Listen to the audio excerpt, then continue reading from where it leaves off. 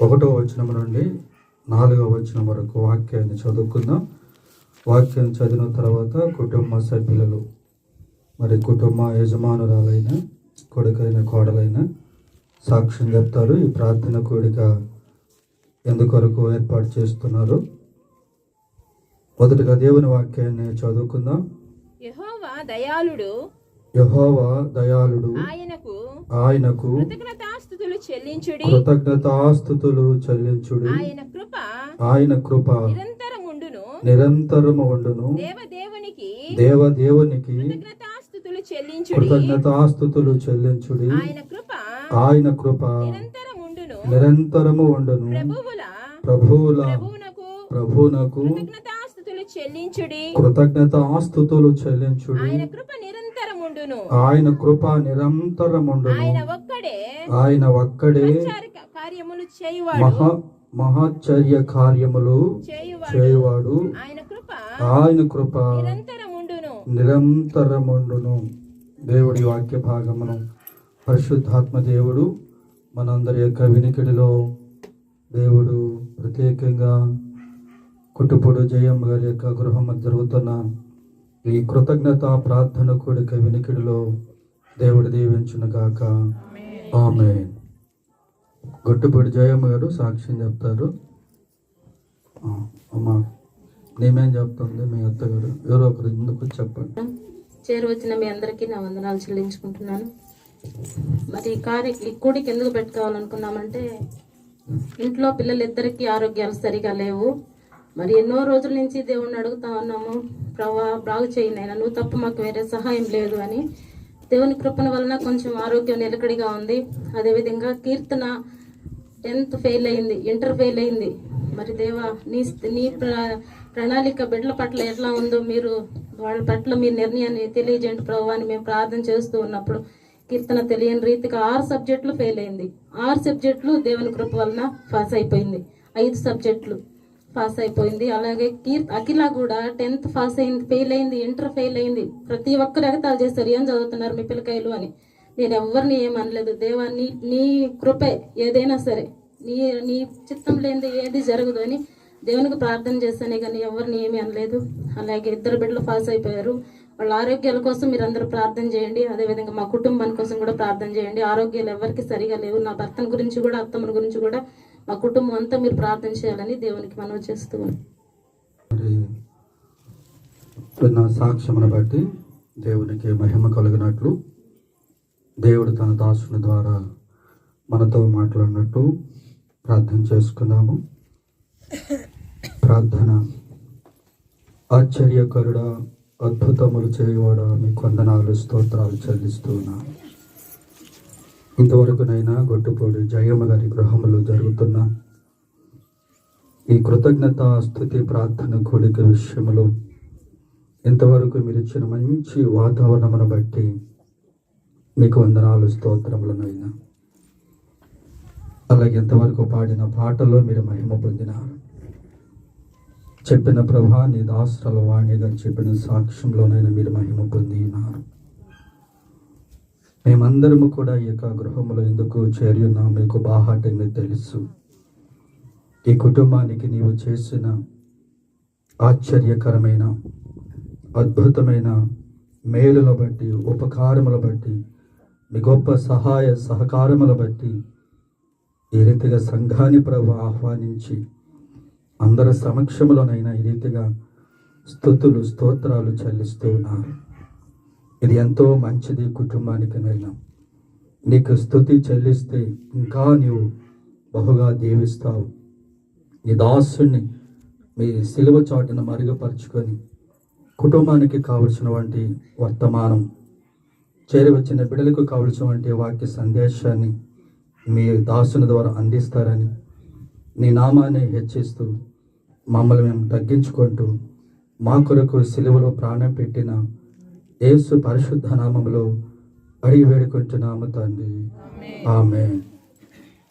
దేవునికి స్తోత్రం. Praise the Lord. హల్లెలూయా, హల్లెలూయా, హల్లెలూయా.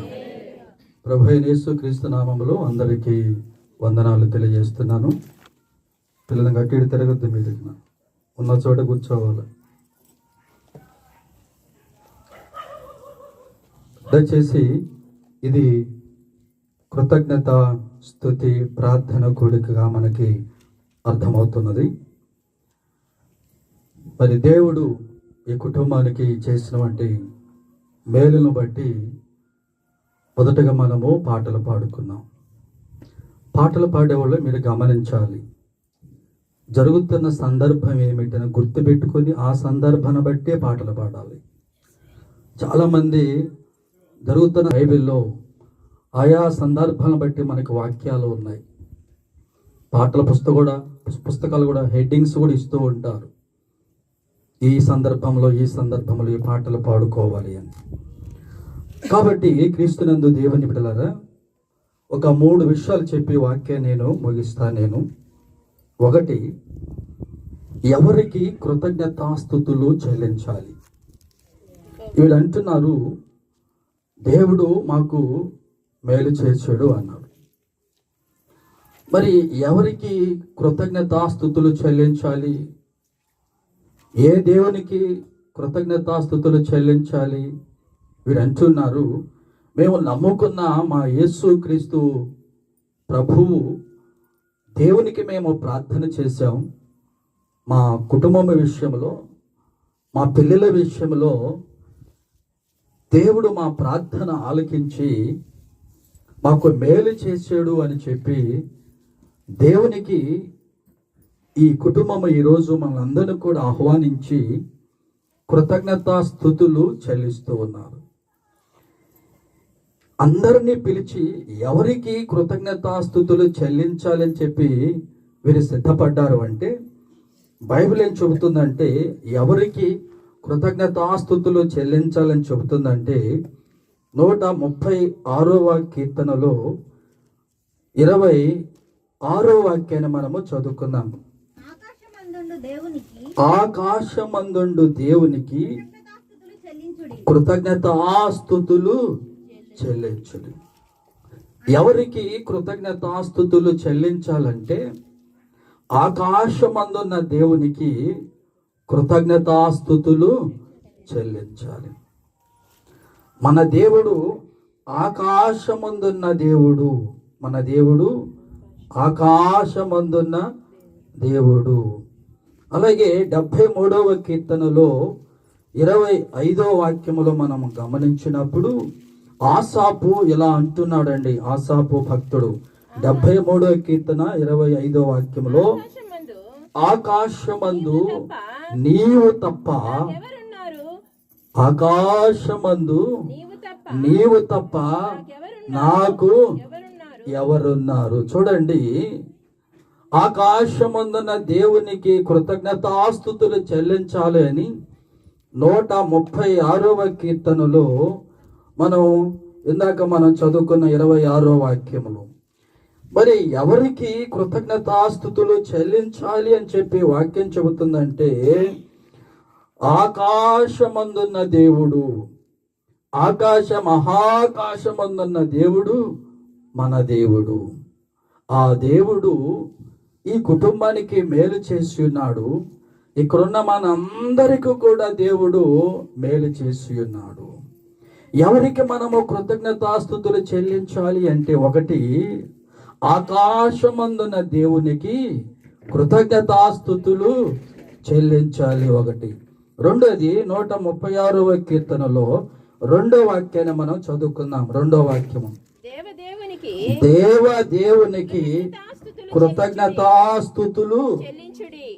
ఆకాశమందున్న దేవుడు ఆయన ఎవరై ఉన్నారంటే, ఆయన ఏమై ఉన్నాడు అంటే దేవదేవుడై ఉన్నాడు. దేవదేవుడు ఏంది?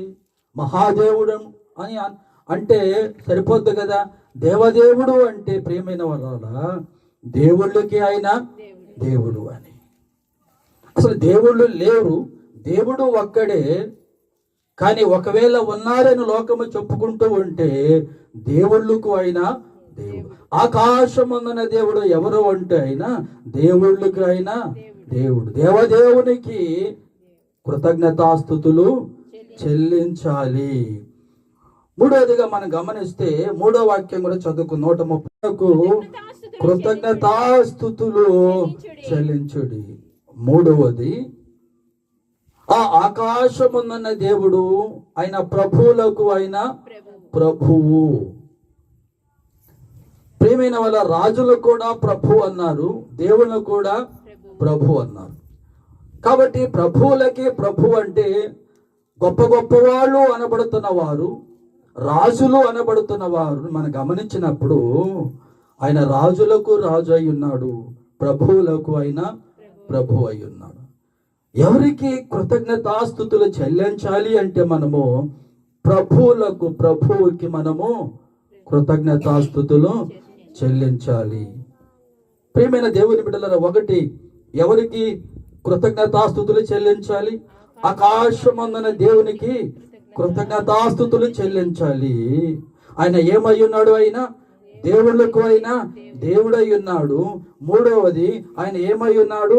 ప్రభువులకు అయినా ప్రభు అయి ఉన్నాడు. కాబట్టి ఆయనకు కృతజ్ఞతాస్తుతులు చెల్లించాలి.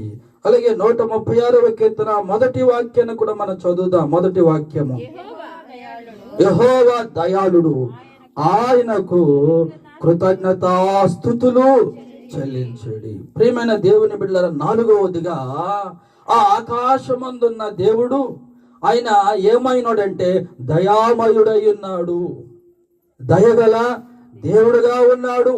నీ పట్ల, నీ కుటుంబం పట్ల దయ చూపించే దేవుడు ఆ ఆకాశమందనే దేవుడు. ఆయన దయగల దేవుడు కాబట్టి, నీ పట్ల దయ చూపించాడు కాబట్టి, నీ కుటుంబం పట్ల దయ చూపించాడు కాబట్టి ఆ దయగల దేవునికి మనము కృతజ్ఞతాస్తుతులు చెల్లించాలి.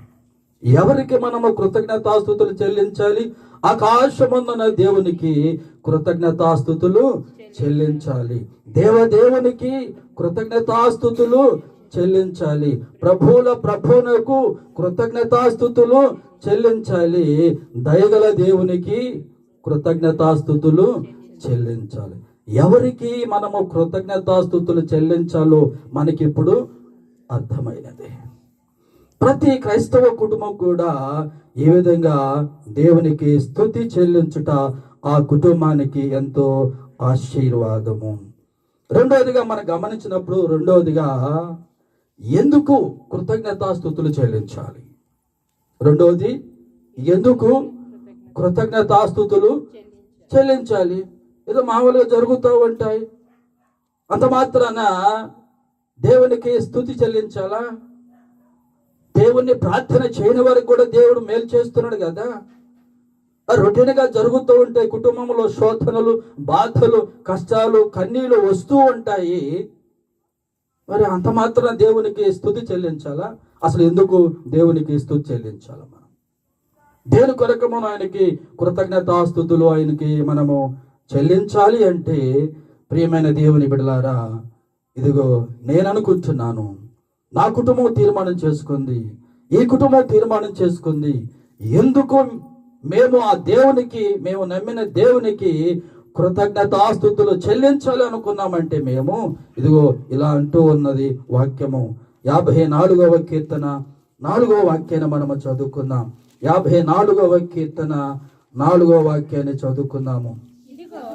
ఇదిగో దేవుడే నాకు సహాయకుడు, ఇదిగో దేవుడే నాకు సహాయకుడు, ప్రభువే నా ప్రాణమును ఆదరించువాడు. దేవుడు నాకు సహాయం చేశాడు. నేను బాధలో ఉండగా, నేను కష్టంలో ఉండగా ఆయన నన్ను ఆదరించాడు. అందుకు నేను నా దేవునికి కృతజ్ఞతాస్తుతులు చెల్లిస్తాను. ఎందుకు దేవునికి కృతజ్ఞతాస్తుతులు చెల్లించాలంటే, ఆయన నా కుటుంబానికి ఏం చేశాడు? సహాయం చేశాడు. ఏం చేశాడు? ఆయన సహాయం చేశాడు.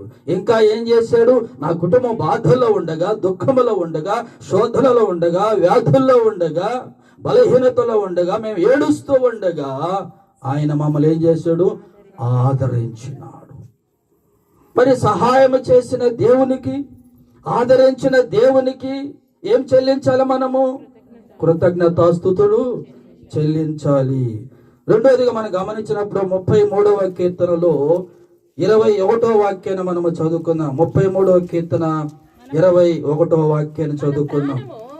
మన ప్రాణము యెహోవా కొరకు కనిపెట్టుకొనుచున్నది, ఆయనే మనకు సహాయమును మనకు కేడెమునై ఉన్నాడు. చూడండి 33వ కీర్తన 21వ వాక్యములో మన ప్రాణము యెహోవా కొరకు కనిపెట్టుకొనుచున్నది.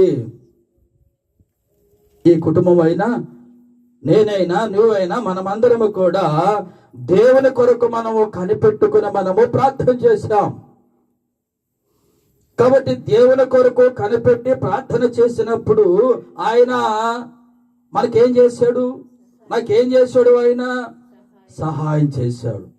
అందుకే 121వ కీర్తనలో 121వ కీర్తనలో 1-2 వాక్యములో కొండల తట్టు నా కన్నులెత్తుచున్నాను, నాకు సహాయము ఎక్కడి నుండి వచ్చును? యెహోవా వలననే నాకు సహాయము కలుగును. ప్రియమైన దేవుని బిడ్డలారా, కాబట్టి ఆయన మనకు ఒక సహాయకుడిగా ఉన్నాడు.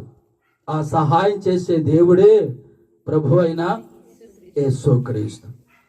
బహుశా నేను వచ్చిన తర్వాత ఇదే అనుకుంటా మొట్టమొదటి కృతజ్ఞత స్తుతి కూడిక. మనం అన్ని కూడా జ్ఞాపకార్థ కూడికలు ఎక్కువగా జరుగుతూ ఉంటాయి మనకి. కృతజ్ఞత స్తుతి కూడిక నేను వచ్చిన తర్వాత ఇదే ఫస్ట్ జరుపుతుంది అనుకుంటాను నేనైతే. మేము చేసిన సంఘాలు ఎక్కువగా స్తుతి కూడికలు జరుగుతాయి, కానీ ఇక్కడ సంతోషం ఒక్కడ జరిగింది నేను వచ్చిన తర్వాత. దేవుడు అందరికీ మేలు చేస్తూ ఉన్నాడు, మనం దాన్ని లైట్గా తీసుకుంటూ ఉన్నాం.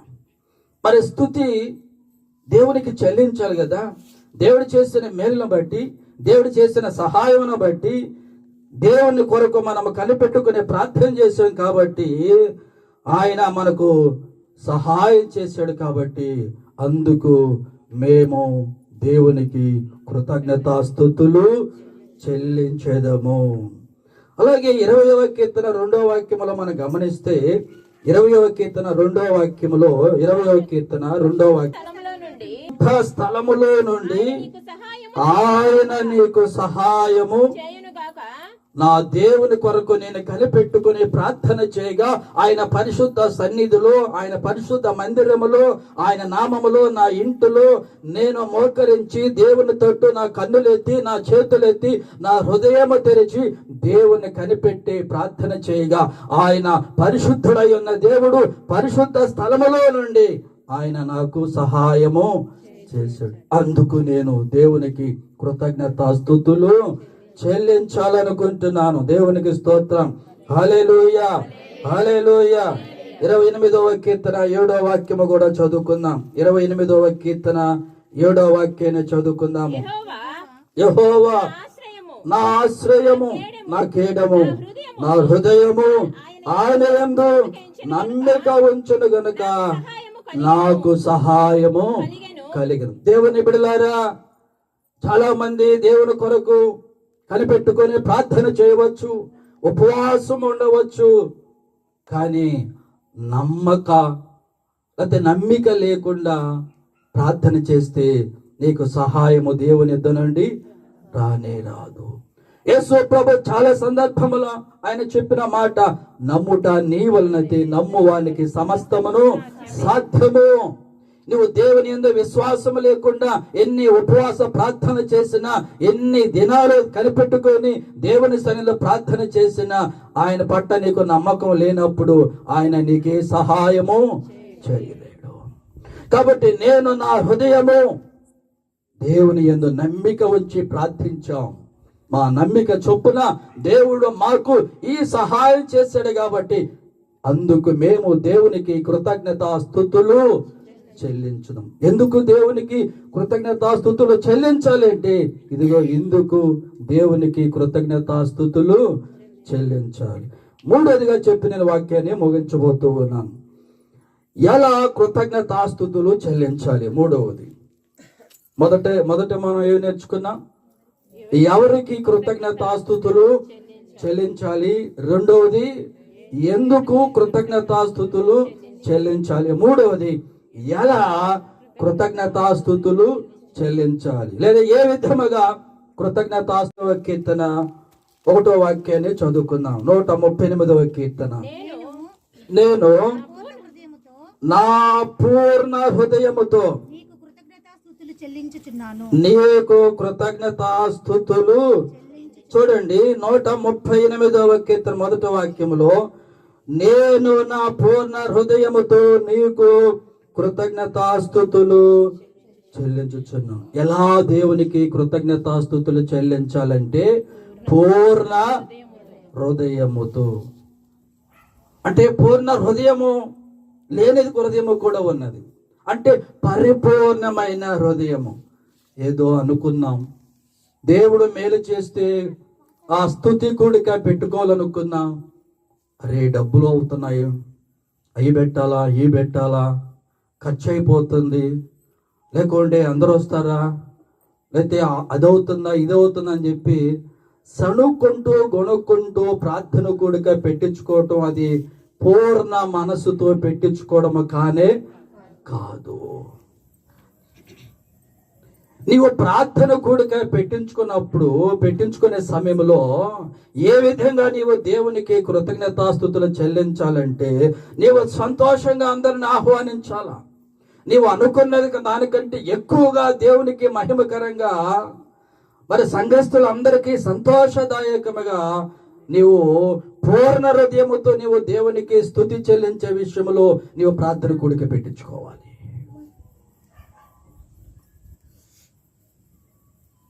ఒకసారి రాజు సముద్ర ప్రయాణం చేస్తూ ఉంటే, ఆ సముద్రములో మునిగిపోతుంటే ఆ దారిన వెళుతున్న ఒక వ్యక్తి చూచి ఆ రాజుని రక్షిస్తాడు. ఆ రాజు రక్షింపబడి రాజు అంటాడు రక్షించిన వ్యక్తితో, నీవు నన్ను రక్షించావు కాబట్టి నీకు నేను చాలా బంగారం ఇస్తానంటాడు. అలా కొద్ది దూరం వెళుతున్నప్పుడు గుర్రం మీద ఎక్కించుకొని, వీడు ఈ బంగారం ఇస్తే ఏం చేసుకుంటాడు వీడు అని చెప్పి మళ్ళీ రాజు మనసు మార్చుకుంటాడు. మళ్ళా కొంత దూరం వెళ్ళిన తర్వాత, రే బంగారం ఏం చేసుకుంటావు, నువ్వు దాన్ని మార్చుకోవాలంటే కష్టం, నీకు పొలం ఇస్తావు, నువ్వు బాగా నువ్వు సాగు చేసుకోవచ్చు, పంట పండించుకోవచ్చు అంటాడు. సరే రాజా అంటాడు. మరి కొంత దూరం వెళ్ళిన తర్వాత ఆ రాజు అనుకుంటాడు, వీడికి పొలం ఎందుకు ఇయ్యాలా అనుకుంటాడు. మళ్ళా కొంత దూరం వెళ్ళిన తర్వాత, నీకు ఇల్లు లేదు కదా, ఒక మంచి ఇల్లు కట్టి పెడతాను అంటాడు. కొంచెం దూరం వెళ్ళిన తర్వాత, అబ్బో ఇల్లు కట్టాలంటే చాలా ఖర్చు అవుతుంది వీడికి అని చెప్పి ఆలోచించుకొని గుర్రము ఆపి ఒక చెట్టుకు వాడిని కట్టేసి వాడిని బాగా కొట్టిస్తాడు. ఇదిరా నీకు కావాల్సింది, నన్ను బాగా గుర్తుపెట్టుకుంటావు అని. అంటే దీని అర్థం మనకి ఏమవుతుందంటే, కొన్నిసార్లు మనం దేవునికి ఒక మొక్కుబడి చేసుకుంటాం, కానీ సంపూర్ణంగా ఆ ప్రార్థన కూడికి చాలా మంది పెట్టించుకోరు. కానీ ఏ విధముగా దేవునికి కృతజ్ఞతాస్తుతులు చెల్లించాలంటే, పూర్ణ హృదయముతో దేవునికి కృతజ్ఞతాస్తుతులు చెల్లించాలి. 119వ కీర్తన 7వ వాక్యాన్ని కూడా మనం చదువుకుందాం. 119వ కీర్తన 7వ వాక్యాన్ని చదువుకుందాము. 119వ కీర్తన 7వ వాక్యము. నీతిగల నీ న్యాయ విధులను నేను నేర్చుకున్నప్పుడు యథార్థ హృదయముతో కృతజ్ఞతాస్తుతులు చెల్లించేదను. ఎవరో దినకరుగా ఎంత ఖర్చు పెట్టావంట నువ్వు, అమ్మో ఇంత చికెన్ తెచ్చావంట, నువ్వు ఇది తెచ్చినవంట ఇది తెచ్చినవంట, అసలే ఇంట్లో బాధలు ఉంటాయి అని అనుకోవాలి. అమ్మ ఎట్టుంటది అమ్మ, అన్నమ్మగారు నువ్వైతే అసలు అనవు, నువ్వు అనేది ఆమెదా.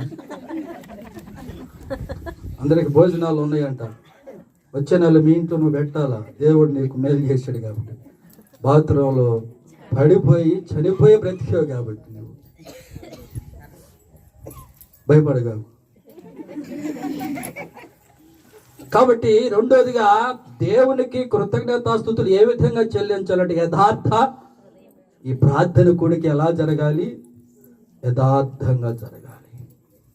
ఎలా స్తుతి చెల్లించాలి దేవునికి, యథార్థముగా దేవునికి కృతజ్ఞతాస్తుతులు చెల్లించాలి. అలాగే 109వ కీర్తన 30వ వాక్యాన్ని కూడా చదువుకుందాం. 109వ కీర్తన 30వ వాక్యం. నా నోటితో నేను యెహోవాకు కృతజ్ఞతాస్తుతులు మెండుగా చెల్లించెదను. చూడండి, అనేకుల మధ్య నేను ఆయనను. ఇందులో 2 మాటలు ఉన్నాయి, 3 మాటలు మనం చూద్దాం. ఒకటి నా నోటితో యెహోవాకు, నా నోటితో నోరారా పెద్దగా బిగ్గరగా దేవా నీవు చేసిన మేలును బట్టి నీకే స్తోత్రం స్తోత్రం స్తోత్రం అని చెప్పడం, పైకి గంభీరంగా చెప్పడం. రెండవది మెండుగా దేవునికి కృతజ్ఞతాస్తుతులు ఎలా చెల్లించాలండి? మెండుగా. వాడు దినకర గోడు మైకులు బాగా గొప్పగా చెప్పాడు, వాడు ఏదో ఒక్క మొక్కేసినాడు అనుకో, ఒక ఎముక ఏదైనా ఒక చర్మం వచ్చింది అనుకో, ఆ డాడీ దండిగా ఆడేసినాడు అనుకుంటావా లేదా? అనుకుంటారు. కాబట్టి మెండుగా దేవుడు కూడా అనుకోడా? ఏమనుకుంటాడు? రేపు ప్రార్థన కూడగా స్తుతి కూడగా పెట్టారు, నాకు మెండుగా ఏమి లేదు, స్తుతి లేదు. ఎక్కడికి వచ్చిన మనం ఏమనుకుంటాం? కొద్దిగా దండిగా వేసాడు ఒక దనకన పాపం, బిడ్డ బాగా వేసాడు అనుకో. దండిగా వేయలేదు అనుకో, ఇంకనే ఉంది. మరి మనమే ఇలా అనుకుంటూ ఉంటే దేవుడు అయ్యో నా పేరు మీద ప్రార్థన కొడుకు పెట్టే స్తుతి కొడుకు అన్నారు. కానీ ఆ స్థుతిలో ఏమి లేదు, మెండుదనము నిండుదనము లేదు.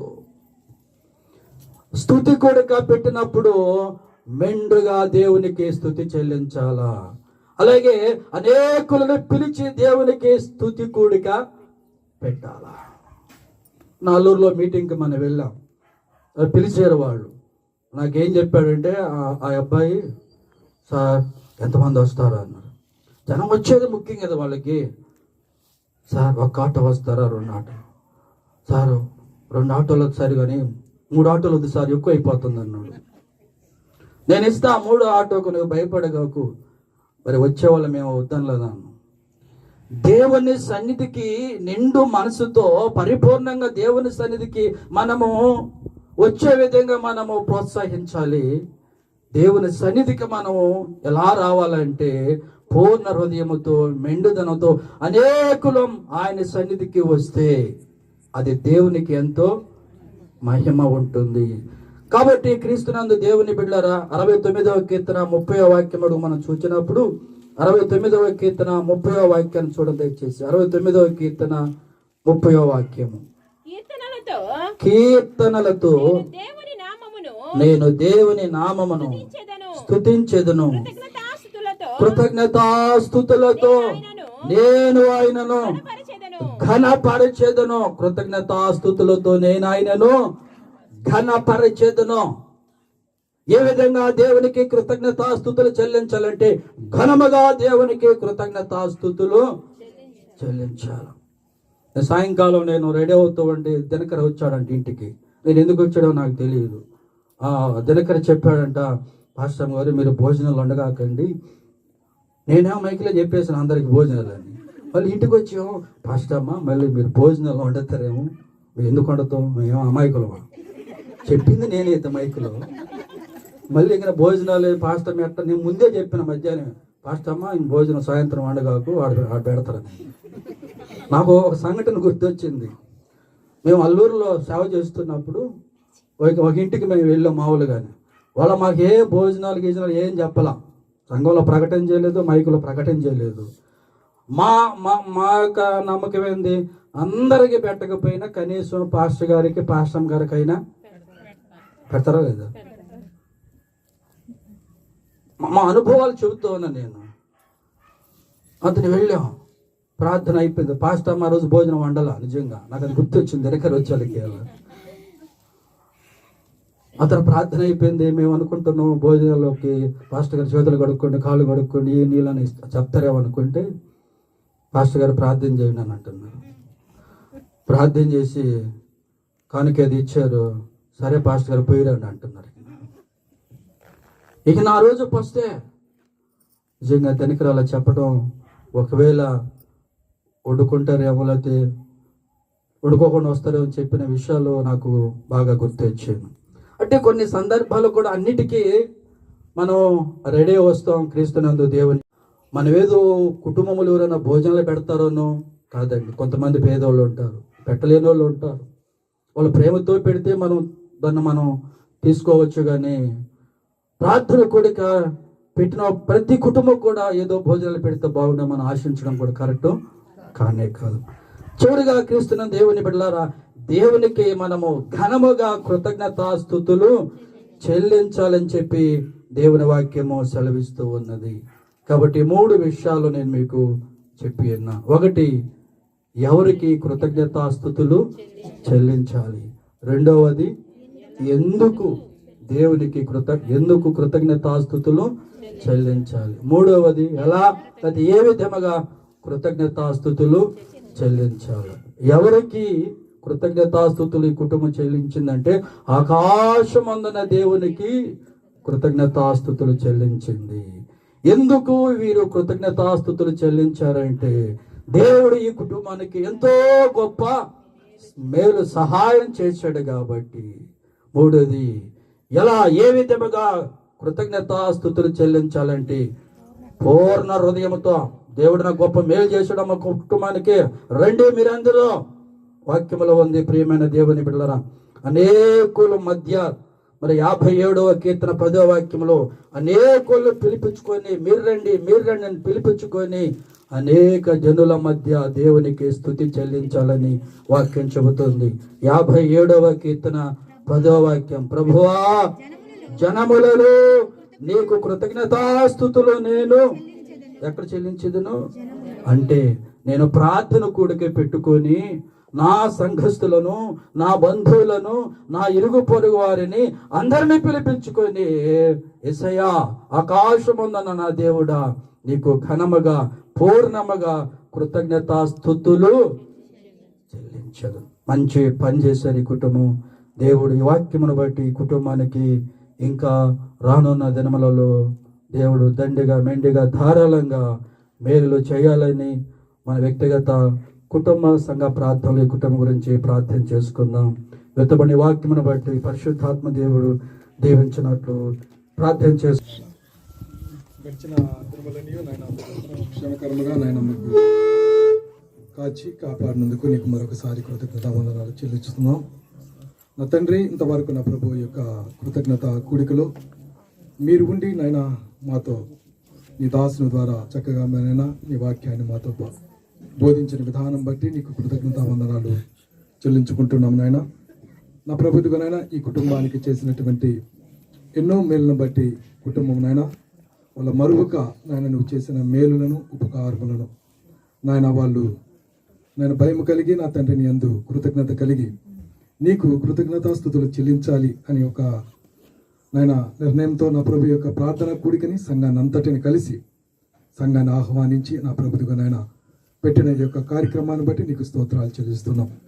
ఈ ప్రార్థన కూడిక ఆ కుటుంబానికి మాకు ఎంతో మేలుకరముగా దీవెనకరంగా మీరు దీవించమని అడుగుతున్నాం. నా తండ్రి, అనేక విషయాల్లో నా తండ్రి మీకు తెలుసు. ఈ కుటుంబంలో నువ్వు ఎన్నో మేలులు చేసిన దేవుడు నాయన. నా తండ్రి జయక విషయంలో ప్రాముఖ్యంగా నాయన ఊహించిన దానికంటే తండ్రి నాయన ఆయన యొక్క ఆరోగ్య విషయంలో ఆయుష్ని మీరు పొడిగించిన విధానం బట్టి నీకు స్తోత్రాలు చెల్లించుకుంటున్నాం. అవును నాయన, ఒక దినాన మేము ఆ యొక్క క్యాన్సర్ హాస్పిటల్ విషయంలో మేము పోయినప్పుడు తండ్రి డాక్టర్ల గారు చెప్పిన విధానం ఏంటంటే, మాతో చెప్పిన మాట 6 నెలల కంటే ఎక్కువ ఆమె బ్రతకదు, కాబట్టి ఆమెని మీరు ఉన్నంత వరకు చక్కగా చూసుకుని మాత్రమే చెప్పారు. ఆ మాటని నాయన నేను వెళ్ళి నా ప్రభు ఆ విషయాన్ని ఎలా చెప్పాలని మేము అనుకుంటున్న సందర్భంలో కానీ మీరు ఆ గాయాన్ని మీరు మాన్పి అద్భుత రీతిగా నేను 9వ సంవత్సరంలోనికి నా తండ్రి అక్కని మీరు ప్రవేశపెట్టారు. కాబట్టి నీ కార్యాలు, నీ ఆశ్చర్యమైనటువంటి కార్యాలు, నీ కృపను బట్టి నీకు స్తోత్రాలు చెల్లించుకుంటున్నాం. అదేవిధంగా నా ప్రభు దాన్ని బట్టి నీకు కృతజ్ఞతాస్తుతులు ఆ కుటుంబం నీకు చెల్లిస్తూ ఉంది. అదేవిధంగా నా ప్రభుత్వ దినకరిని వాణిని బట్టి నీకు వందనాలు స్తోత్రాలు చెల్లించుకుంటున్నాం. వారి విషయంలో కూడా నా ప్రభుత్వ మీరు ఒక అద్భుతమైన కార్యం చేశారు. దాన్ని బట్టి కూడా నీకు కృతజ్ఞతాస్తుతులు మేము చెల్లిస్తున్నాం. నా తండ్రి, ఇది కూడా మనుషులను నమ్ముకుంటే యెహోవాను ఆశ్రయించడం మేలు అని చెప్పిన రీతిగా నా తండ్రి వారిని ఎందు కనిపెట్టుకున్న విధానం బట్టి నాయన ఆ కుటుంబానికి మీరు ఎన్నో మంచి మేలులు మీరు చేసినందుకు స్తోత్రాలు. అదేవిధంగా నాయన ప్రాముఖ్యముగా వారికి ఇరువురిని ప్రేమించి ఇచ్చిన ఇద్దరు బిడ్డలను బట్టి నీకు స్తోత్రాలు చెల్లించుకుంటున్నాం నాయన. ఆ బిడ్డలను కూడా నా ప్రభు ఇంతవరకు మీరు కాచి కాపాడారు, దాన్ని బట్టి నీకు స్తోత్రాలు నాయన. యవన స్థితిలోకి వచ్చి ఉండగా నాయన మీరు యొక్క భద్రతను ఆ బిడ్డలకి కాచి కాపాడమని అడుగుతున్నాం. ఆయా వారు కూడా నీ యందు భయము భక్తి కలిగి నా తండ్రి నాయన నీకు మహిమకరంగా వాళ్ళు జీవించుటకు కృప చూపించమని కూడా అడుగుతున్నాం నాయన. వారి ఇరువురి నాయన మీరు పాస్ చేసిన విధానం బట్టి కుటుంబం నాయన మరొక నా తండ్రి మీరు చేసిన మేలును బట్టి నా తండ్రి నాయన మరొకసారి నాయన నీకు కృతజ్ఞతాస్తుతులు చెల్లించుతూ ఉన్నారు. దాన్ని బట్టి నన్ను మీరు దీవించండి. పెద్ద బిడ్డ నాయన చదువుతుండగా నా ప్రభుత్వ నాయన అమ్మాయి నర్సింగ్ విషయంలో కూడా మీరు సహాయం దయచేయండి నాయన. వారు గ్రహించి తన తల్లిదండ్రులు పడుతున్నటువంటి నాయన శ్రమను ఇబ్బందులను వాళ్ళు గుర్తించి చక్కగా చదువుకొని నా ప్రభు వాళ్ళకి ఇచ్చినటువంటి నాయన పనిని వాళ్ళు ముగించుకొని నా ప్రభు వారు చక్కగా చదువుటకు వారికి కావాల్సిన జ్ఞానాన్ని తెలివిని నాయన మీరు దయచేయమని అడుగుతున్నాం. అదేవిధంగా ఇంతవరకు నా ప్రభు యొక్క కృతజ్ఞత కూడికల్లో నాయన అనేకమైనటువంటి మేలు, అదేవిధంగా ఆయా కుటుంబాల్లో నాయన మా యొక్క కుటుంబాల్లో మా సంఘ కుటుంబాల్లో మీరు ఎంతో మందికి నాయన చేసి ఉన్నారు. అందరిని బట్టి నీకు స్తోత్రాలు చెల్లించుకుంటున్నాం. కాబట్టి నాయన మరొకసారి నా ప్రభు ఈ కుటుంబాన్ని నా ప్రభు నాయన నీ చేతికి అప్పచెప్పుచుండగా మీరు నా ప్రభు ఈ కుటుంబాన్ని మీరు దీవించి ఆశీర్వదించి ఏ తెగులు నా ప్రభు ఈ కుటుంబానికి నాయన తగలకుండా మీరే కాచి కాపాడమని కూడా అడుగుతున్నాం. అదేవిధంగా వచ్చిన ప్రతి బిడ్డని మీరు పేరు పేరు వరుసను దీవించి ఆశీర్వదించండి. అదేవిధంగా నా ప్రభు నాయన మా యొక్క సంఘ కాపరిని నా ప్రభు మీరు దీవించండి. చక్కని వాక్యాన్ని నా తండ్రి నాయన బోధించిన విధానం బట్టి మీరు మాతో మాట్లాడిన విధానం బట్టి ఏ విధంగా నేను కృతజ్ఞతాస్తుతులు చెల్లించాలి, ఎందుకు చెల్లించాలి నా ప్రభు నాయన, ఎవరికి చెల్లించాలనే విధానం నా ప్రభు నాయన చక్కని సందేశాన్ని మాకు అందించిన మా పాస్టర్ గారి కుటుంబాన్ని కూడా మీరు దీవించి ఆశీర్వదించమని ఇదిగో నాయన మరొకసారి ఈ కుటుంబాన్ని నీ చేతులకు అప్పచెప్పించు. నజరేయుడైన యేసు క్రీస్తు నామములో మిక్కిలినంతో ఆయన ప్రతిమలాడి అడిగి వేడుకొని పొంది ఉన్నాను మా తండ్రి. ఇదిగో ప్రభానైనా ఇంతవరకు నైనా నీ దాస్తున్న ప్రభా మీరు ఈ సెలవు చాటును మరుగుపరుచుకొని ప్రభానైనా ఎవరికి ఏ విధంగా ఎందుకు స్తుతులు చెల్లించాలో ప్రభానైనా నీ దాసు చక్కగా మాట్లాడావు. ఈ కుటుంబాన్ని ధైర్యపరచు, బలపరచు, దీవించు నైనా.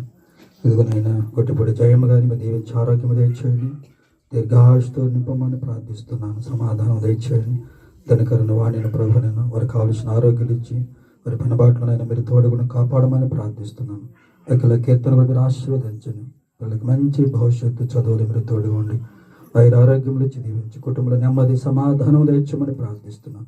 మా సంఘ పెద్దలను చేరువచ్చిన సంఘస్థులందరూ కూడా ప్రభు ఆశీర్వాదించమని భోజనంలో కూడా మీరు దీవించమని అయ్యా మీ ఆశీర్వాదములతో మమ్మల్ని ప్రభు దీవించి మమ్మల్ని పంపించమని మరొకసారి ప్రభు ఈ కుటుంబంతో కలిసి మేము కూడా మీకే అయ్యా పూర్ణ హృదయముతో ఘనముగా కృతజ్ఞతాస్తుతులు చెల్లిస్తూ యేసు నామములో ప్రార్థిస్తున్నాము తండ్రి, ఆమేన్. పరలోకమందున మా తండ్రి నీ నామము పరిశుద్ధపరచబడుగాక, నీ రాజ్యము వచ్చునుగాక, నీ చిత్తము పరలోకమందు ఎలా అలాగిన భూమి నెరవేరుగా.